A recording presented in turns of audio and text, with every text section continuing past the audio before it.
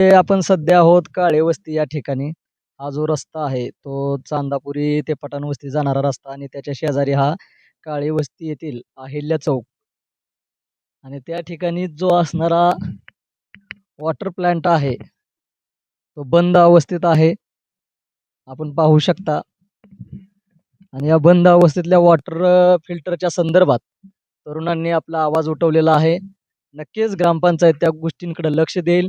हे वॉटर फिल्टरच्या शेजारीच आपण पाहतोय जिल्हा परिषदेची 1ली ते 4थी पर्यंतची शाळा पण या ठिकाणी आहे. तर नक्कीच प्रशासन याकडे लवकरात लवकर लक्ष देऊन या गोष्टीचा पूर्णपणे निपटारा होईल आणि हा जो रस्ता आहे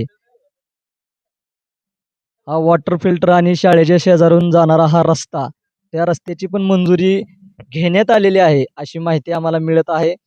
तर तोही रस्ता प्रशासनाच्या माध्यमातून लवकरात लवकर त्याचं काम सुरू व्हावं, हीच एक अपेक्षा. नमस्कार, जनतेचा सूड या यूट्यूब चॅनलमध्ये आपल्या सर्वांचं स्वागत आहे. सध्या आपण आहोत काळे वस्ती या ठिकाणी ग्रामपंचायत पठाण वस्तीच्या माध्यमातून ज्या कामांची इथं कमतरता आहे त्या कमतरतेच्या संदर्भात आपण इथल्या तरुण युवकांशी गप्पा मारणार आहोत आणि नेमका प्रॉब्लेम इथला काय हे समजून घेणार आहोत. तर नमस्कार, पहिल्यांदा आपली ओळख सांगा. नमस्कार, मी बापूसाहेब काळे, या गावचा रहिवासी. जवळ-जवळ हा मागं आपल्या ॲक्वाचा प्लांट आहे. ग्रामपंचायतनी 2 वर्ष झालं बसवलेला आहे. पण त्याची आजपर्यंत दखल घेतलेली नाही. आणि कुठल्याही प्रकारे त्यांना वारंवार मी सूचना केल्या, चालू करा. तर नुसते सरपंच बोलायचे, 2 दिवसात चालू करतो, 4 दिवसात चालू करतो.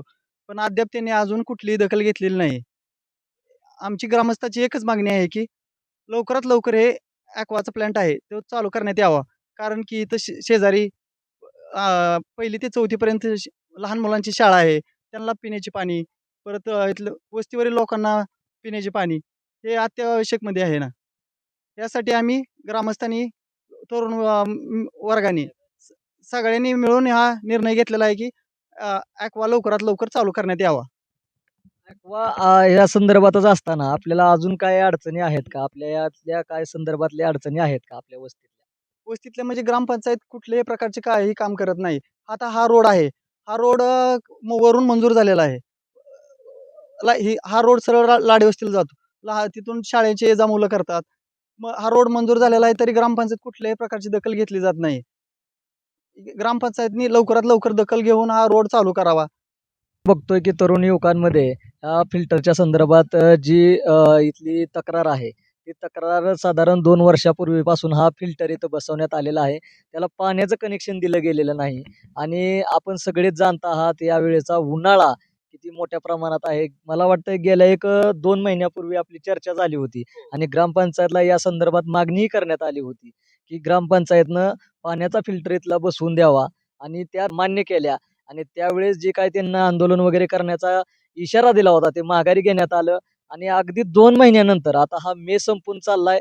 मे संपलेला आहे. आज जून चालू आहे आणि आपल्याला माहिती आहे तरीही उन्हाचा तडाखा किती मोठ्या प्रमाणात आहे.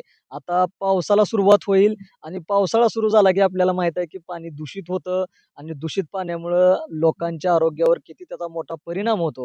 याच संदर्भात लोकांच्या खर्चातून अगदी लाखो रुपयांचा जो फिल्टर बसवलेला आहे तो प्रशासनाने त्याकडे दुर्लक्ष का केलंय हा सगळ्यात महत्त्वाचा प्रश्न आहे आणि तो बसवलेला फिल्टर जो आहे तो कधी चालू केला जाईल हेही मागणी आमची प्रशासनाला राहील. आणि तरुणांमधून बोलता बोलता ती गोष्ट एक सांगण्यात आली की ह्या रस्ता जो आहे जो काळे वस्ती ते लाडे वस्ती जाणारा रस्ता आहे त्या रस्त्याचं काम देखील मंजूर झालेलं आहे. त्याची शहानिशा ग्रामपंचायतला केली जाईल आणि ते काम लवकरात लवकर सुरू करावं अशी प्रशासनाला या संदर्भात मागणी करण्यात येत आहे. नक्कीच आपण पाहूया की प्रशासन याकडे किती लक्ष देतंय आणि या कामाची जी मागणी धरून तरुणांनी ही मागणी जी धरलेली आहे त्यावर कितपत लक्ष दिलं जातंय.